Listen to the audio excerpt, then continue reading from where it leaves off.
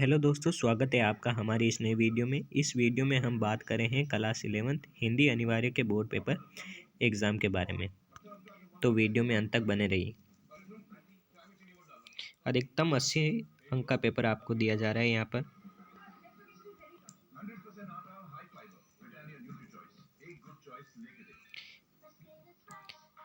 यहाँ पर पहला क्वेश्चन आपको गद्यांश दिया जा रहा है, जिससे ध्यानपूर्वक पढ़कर आपको प्रश्नों के उत्तर देने हैं। यह गद्यांश लगभग 5 नंबर का है। तो गद्यांश में पहला सवाल है कि उत्साह उत्पन्न होने पर हम क्या प्रयत्न करने को तत्पर हो जाते हैं। तो इसका जवाब है आने वाली कठिन स्थिति को सुलझाने का। उत्साह के दूसरा क्वेश्चन है हमारे उत्साह के भेद किस आधार पर किए जाते हैं। तो इसका आंसर है क व ख, कष्ट के आधार पर तथा हानि के आधार पर किए जाते हैं। इसी के साथ ही हमारा तीसरा क्वेश्चन है उत्साह के कितने भेद किए जाते हैं। तो उत्साह के 2 भेद किए जाते हैं, वो है युद्धवीर और दयावीर। चौथा क्वेश्चन हमारा है उत्साह का सबसे प्राचीन और प्रधान रूप किसे माना गया है। उत्तर है युद्ध वीरता को। पांचवा क्वेश्चन है उत्साह किससे कहा जाता है। तो उत्साह साहसपूर्ण आनंद की उमंग को कहा जाता है। इसी के साथ ही पहला क्वेश्चन हमारा समाप्त होता है। इसके बाद भी दूसरा क्वेश्चन आपका पद्यांश से है, इसके भी आपको 5 नंबर मिलने वाले हैं। दूसरे क्वेश्चन का पहला प्रश्न है डॉक्टर के अनुसार आंकड़े क्या कर सकते हैं। तो डॉक्टर के अनुसार आंकड़े बहुत अधिक उत्तेजित कर सकते हैं। दूसरा क्वेश्चन है कविता का सटीक केंद्रीय भाव किसे कहा जा सकता है। तो इसका आंसर आपका राइट हो जाएगा। तीसरा क्वेश्चन है अफसोस के साथ जीने का पैदाइशी हक संविधान में दिए किस अधिकार के अंतर्गत आता है। तो है अभिव्यक्ति की स्वतंत्रता।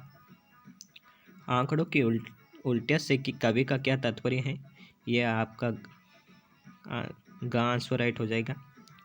पांचवा क्वेश्चन है तादाद के मामले में उत्तेजना घातक हो सकती है, पंक्ति का सही भावार्थ हो सकता है। तो इसका भी आंसर आपको हो जाएगा। तीसरा क्वेश्चन है आपको यहाँ बहुविकल्पीय प्रश्नों के, यह भी 5 नंबर का होने वाला है। तो पहला क्वेश्चन है मोहम्मद कौन सा खिलौना लेता है। उत्तर वकील का। सिद्धेश्वरी की आंखों से आंसू क्यों टपकने लगे। इसका आंसर राइट हो जाएगा। लोग टॉस बेचने वाले को धक्का मारकर क्यों भगा देते थे। उसके हंसने के कारण। गूंगे कहानी की मूल शिक्षा क्या है। एक विकलांग के प्रति समाज की संवेदनहीनता व्यक्त करना। महात्मा ज्योतिबा फुले क्या करते थे, वे एक शिक्षक थे। चौथा क्वेश्चन है हामिद ने चिमटे की उपयुक्तता को सिद्ध करते हुए क्या क्या तर्क दिए। ये चौथा क्वेश्चन इम्पोर्टेंट होने वाला है। क्वेश्चन नंबर 2 है गूंगा दया या सहानुभूति नहीं अधिकार चाहता था, सिद्ध कीजिए। ये भी 2025 बोर्ड एग्जाम में आ सकता है। मुंशी जी तथा सिद्धेश्वरी की असंबद्ध बातें कहानी से संबंध कैसे हैं। दोपहर का भोजन से ये क्वेश्चन लिया गया है। इसका भी उत्तर आपको सुस्पष्ट देना है। चौथा क्वेश्चन है उन लड़कों ने कैसे सिद्ध किया कि जानकी सिर्फ माँ नहीं भारत माता है। पांचवा क्वेश्चन है हमारा गद्यांश, जो 5 नंबर का है। इसका भी उत्तर आपको स्वयं पढ़ के देना है। छठा क्वेश्चन है निम्नलिखित बहुविकल्प प्रश्नों के सही विकल्प चुनकर उत्तर पुस्तिका में लिखिए।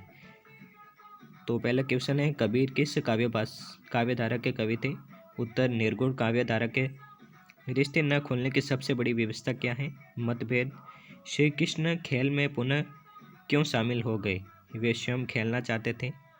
गोपियों में श्री कृष्ण के मिलने की आशा में पंच तत्वों में से कौन सा तत्व बाकी रह गया। इसका उत्तर आप सब जानते हैं कि आकाश तत्व रह गया था। दरबार कविता में किस पर व्यंग्य किया गया है। इसका आंसर राइट हो जाएगा। सातवां क्वेश्चन है निम्नलिखित काव्यांश की सप्रसंग व्याख्या कीजिए। जो अर्धवार्षिक परीक्षा में आ चुका है, तो इस पर ध्यान न दीजिए।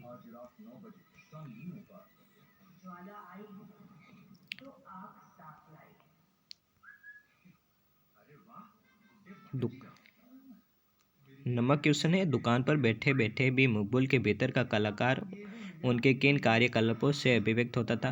ये इम्पोर्टेंट होने वाला है। कला के प्रति लोगों का नज़रिया पहले कैसा था, उसमें अब क्या बदलाव आया है, ये भी आपको याद करना है। शरद की रचनाओं में उनके जीवन की अनेक घटनाएं और पात्र सजीव हो उठे हैं, विवेचना कीजिए। खंड ड़ जो है वो अभिव्यक्ति और माध्यम के आधार पर निम्नलिखित प्रश्नों के उत्तर दीजिए। यहाँ पर 10वां क्वेश्चन है, एन कोंडी किससे कहते हैं। लोकतंत्र का चौथा स्तंभ किससे कहा जाता है। पटकथा से क्या अभिप्राय है।